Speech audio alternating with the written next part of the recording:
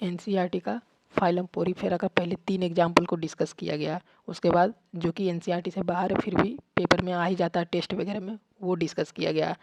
तो एग्जाम्पल को सिंपली याद करने के लिए आपको इवेंट को याद रखना पड़ेगा। इवेंट याद रखिएगा, स्टोरी टाइप का इवेंट होता है कि ये गया, ये बोला, इसको ऐसे बोला, इस टाइप का होता है इवेंट टाइप का। इवेंट याद रखिएगा खुद के लाइफ से रिलेट करके, और बार बार दिन भर में 1-2 बार ऐसे ही बस ध्यान दे देना है, दोहराना भी नहीं, बस ध्यान दे देना है कि ऐसा इवेंट हुआ है, तो इजीली याद होगा। नहीं तो क्या होगा कि पेपर में आता है क्वेश्चन, बस आपको लगेगा कि ये होगा या ये होगा, 2 में हमेशा कन्फ्यूजन होगा।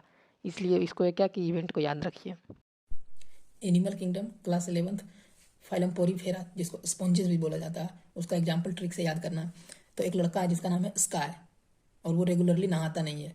तो उसको सब उसका दोस्त लोग बोल रहा है कि psycho sky bath everyday and eat fresh sponge, यानी कि साइको स्काई, जिसे याद रखना है कि साइकोन और स्काइफा ये दोनों एक ही है। दोनों में से अगर बोथ आ जाए तो बोथ टिक होगा, इसी का ये दूसरा नेम है। साइकोन और स्काइफा एक ही है। और दूसरा बाथ एवरीडे, इससे एक स्पॉन्ज है जिसका नाम है यू स्पॉन्जिला, जिसको हम बाथ स्पॉन्ज भी बोलते हैं। तो ये दोनों भी एक ही है। ऑप्शन में अगर बोथ रहा तो बोथ टिक होगा, ये दोनों एक ही का नाम है, 2 नाम है। और उसके बाद एंड ईट को इग्नोर कर देना है। उसके बाद है फ्रेश स्पॉन्ज, मिठाई वगैरह स्पंजी होता है, केक वगैरह स्पंजी होता है। तो एक और स्पॉन्ज है जिसका नाम है स्पॉन्जिला, जिसको हम फ्रेश स्पॉन्ज भी बोलते हैं। तो ये भी एक ही है, यानी एक का 2 नेम है, इसका ये नेम है, इसका ये भी नेम है, इसका ये भी नेम है। ऑप्शन में आएगा अगर बोथ तो बोथ जाएगा, या फिर जो भी रहेगा यानी दोनों नेम, या ये भी दे सकता है, ये भी दे सकता है। एनसीईआरटी क्लास 11th का एनिमल किंगडम का पोरीफेरा का, जिसको स्पॉन्जेस भी बोला जाता है, उसका कुछ एक्स्ट्रा एग्जाम्पल है। एनसीईआरटी में जो 2-3 एग्जाम्पल दिया हुआ है वो यहाँ पे ये किया हुआ है। एनसीईआरटी का एग्जाम्पल ये 3 एग्जाम्पल। उसके अलावा अगर जो आता है कोई नीट में तो ये यहाँ पे दिया हुआ, उसके अलावा भी है कुछ कुछ। तो हम लोग को ये एक सीन क्रिएट करना है कि 2-3-4-5 लोग दोस्त बात कर रहे हैं, उसमें से एक आ जाता है उसको डिस्टर्ब करने के लिए, और ऐसे ही बोर है सब, पहले से ही सब बोर वगैरह हैं, और आ जाता है कोई एक्स्ट्रा दिमाग खराब करने के लिए। तो उससे डांट के भगा देता है उसको, बोलता है यू प्लीज़ गो, और खुद में फिर चर्चा करने लगता है क्यों ना बोर हो रहे हैं तो सो ले थोड़ा।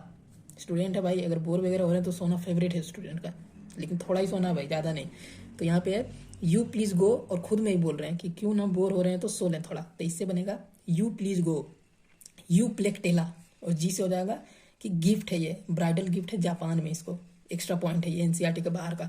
उसके बाद है क्यों ना बोर हो रहे हैं, तो क्यों ना बोर से याद रखना है कि क्लियोना, जिसको बोरिंग स्पंज भी बोला जाता है, क्वेश्चन में आ जाता है कि 14 following is boring sponge, Cliona हो जाएगा उसका आंसर। उसके बाद है हाँ से याद रखना है कि हार्मफुल टू पेरल इंडस्ट्री, ये हार्मफुल टू पेरल इंडस्ट्री भी है। उसके बाद रहे हैं तो इसको इग्नोर करना। उसके बाद है सोले थोड़ा, यानी कि ल्यूकोसोलेनिया, और थोड़ा सा याद रखना है कि स्मॉल, यानी कि ल्यूकोसोलेनिया स्मॉलेस्ट स्पंज भी है, इसको बोला जाता है which one of the following is smallest sponges, तो आ जाएगा ल्यूकोसोलेनिया। तो पूरा हो जाएगा यू प्लीज गो, क्यों ना बोर हो रहे हैं तो सोले थोड़ा, यानी कि एक दोस्त डिस्टर्ब करने आया, उसको भगा दिए, और खुद में ही चर्चा करने लगे हैं कि क्यों ना बोर हो रहे हैं तो सोले थोड़ा। ट्रिक्स को इस तरह से याद करना पड़ेगा, ये नहीं कि रट रहे हैं यू प्लेक्टेला जापान, यू प्लेक्टेला, ऐसे नहीं। सीन ही याद रखो कि एक दोस्त था, हम ही लोग थे, बात कर रहे थे, बीच में कोई दिमाग खराब करने आ गया थर्ड पर्सन, उसको भगा दिए। उसके बाद खुद में ही बोलने लगे कि ए भाई क्यों ना बोर होने, चलो सो ही लेते हैं। और स्टूडेंट है, सोना फेवरेट है, पर सोना थोड़ा सा ही है, तो सो लें थोड़ा। ल्यूकोसोडेनिया स्मॉलेस्ट स्पंज ल्यूकोसोडेनिया, इस तरह से सीन ही याद रखना पड़ेगा इसमें ट्रिक्स के लिए।